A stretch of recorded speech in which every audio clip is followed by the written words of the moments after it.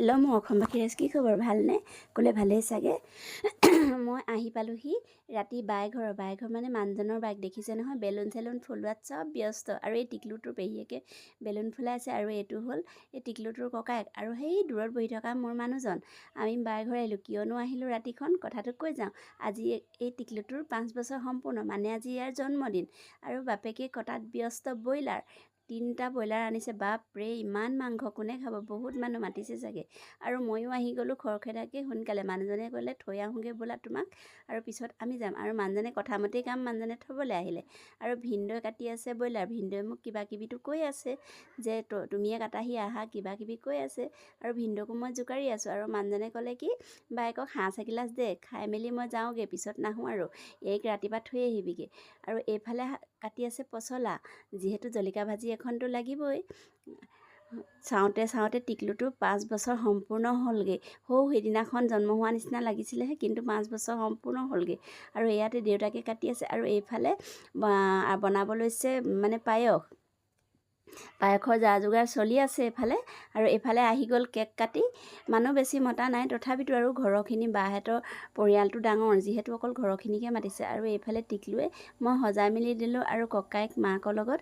বাপেকে বোলে ব্ৰইলাৰ মাংস কাটি শেষেই হোৱা নাই, সেইটো কাৰণে মাকে আৰু টিকলু আৰু ককায়েকে কেক কটাত ব্যস্ত। আৰু মই ভাবিলোঁ মিনি ব্লগ এটা বনাই আপোনালোকৰ আগলৈ আগবঢ়াই দিওঁ। টিকলুটো ভালে কুশলে থাকিবলৈ সকলোৱে আশীৰ্বাদ কৰে যেন। আৰু ইয়াৰো কালি মানে আহি আছে পৰীক্ষা, 19 তাৰিখৰ পৰা পৰীক্ষা হ'ব। আৰু এয়া ঘৰৰ মানে বাইহঁতৰ ঘৰৰ মানুহ। আৰু মোক থৈ মানুহজনটো গুচি গ'লগৈ। আৰু এইয়া কি কেক কাটিছে, উৎপাত কৰি আছে। ককায়েকক খোৱাব চাই গালতহে লগাবলৈ গৈছে। এইয়া মানে কি উৎপাত চাওকচোন। এনেকেই যেন সদায় হাঁহি ধেমালি মাজেৰে থাকক। মাকক মুখত লগাবলৈ গৈছে, আৰু বায়ে কৈছে মোক এতিয়া গালত চালত নলগাবি দেই, এয়া লগাইহে এৰিলে মানে সৰু যে চবতকটি ঘৰত, আৰু ইয়াৰ কথা মতেই চব চলিব। আৰু ই যি ক'ব সেইটোৱে হ'ব। এতিয়া মোক খেদি আহিছে খুৱাবলৈ, আৰু মই নিজকে দেখাব নোৱাৰিলোঁ, কিয়নো মোবাইল ষ্টেণ্ডডাল আমাৰ গাঁও ঘৰত, মানে তাক গাঁৱত সেইদিনাখন নিছিলোঁ যে থাকি আহিলে। আৰু এয়া কেক কাক খুৱাম, কাক নোখুৱামগৈ, সি মানে একদম বিচাৰি ফুৰিছে। বৰমাকহঁতক কেক খুৱাই দিছে। এয়া হৈছে বৰমাক।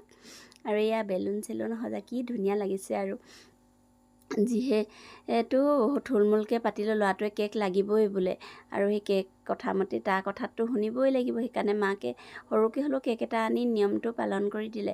প্ৰথমতে কৈছিলে সি বাৰ্থডে নেপাতোঁ, কিন্তু তাৰপিছত আৰু তাৰ বাৰ্থডে পাতিবই লাগিব বোলে, নহ'বই, বাৰ্থডে পাতিবই লাগিব। আৰু ইয়াতে যা যোগাৰ চলিছে, যিহেতু গেছত ইমানখিনি মানুহ হ'লে ভাত বনাব নোৱাৰি। আৰু ওচৰৰে এইজনী হৈছে বাৰ খুৰী, মানে ভিনদেউ খুৰীয়েক হৈছে। আৰু ইয়াতে মাংস, ৰঙালাও, কোমোৰা চব মিছল মানে মাংসতে দি দিব। সৰহ মানুহ যিহেতু, মানে ব্ৰইলাৰ মাংস হৈছিলে তোমাৰ 5 কেজি। আৰু ইয়াতে বনোৱাত ব্যস্ত হৈ আছে। বনাবলৈ কৈছিলে মোক বনাব, আৰু খুৰীকে ক'লোঁ বনাবলৈ, খুৰীয়ে বনাব। এইয়া চাওকচোন, নতুন কেৰাহী, বাৰ্থডেত একদম আৰম্ভণি কৰিছে আজি মাংসৰ পৰা, আৰু নতুন কেৰাহীত। আৰু খুৰীয়ে বনাইছে। আৰু ইয়াতে পোৱালিখিনিক যিহেতু বনাই মেলি ৰেডি হ'ল, আৰু ইয়াতে পোৱালিখিনিক খাবলৈ মানে দিয়া হৈছে। এইয়া চাওকচোন, একদম গোটেইখিনিকে ৰাউণ্ডকৈ দিছে। যিহেতু সোনকালে বনোৱাৰ কাৰণে ভাত শাকবোৰ সোনকালে হ'ল, সেইটো কাৰণে আৰু দি দিছে। আৰু এই বাৰ্থডে বয়টো পিংক কালাৰ পিন্ধি চাওক, মোবাইলত ব্যস্ত। মানে খোৱাৰ সময়তো মোবাইল লাগিবই, নহ'লে নহ'ব, লাগিবই মানে। আৰু এইবিলাক এনেকৈ মানে সৰুখিনি খাবলৈ। আৰু ইয়াতে চলিছে সাঁজৰ পৰ্ব, সাঁজটো লাগিবই। আপোনালোকে কোনে কোনে সাঁজ খাই ভাল পায়, আৰু সাঁজ কোনে কোনে থয়, কমেণ্ট কৰি জনাবলৈ নাপাহৰিব দেই। আৰু সকলোৱে মোকো মাতি আছে, আহা আকৌ অকণমান খোৱাহি বুলি। মই কৈছোঁ ৰ'বা অকণমান খাম বাৰু, পিছত আজিলৈ আহিছোঁ, বাই বাই। ভিডিঅ'টো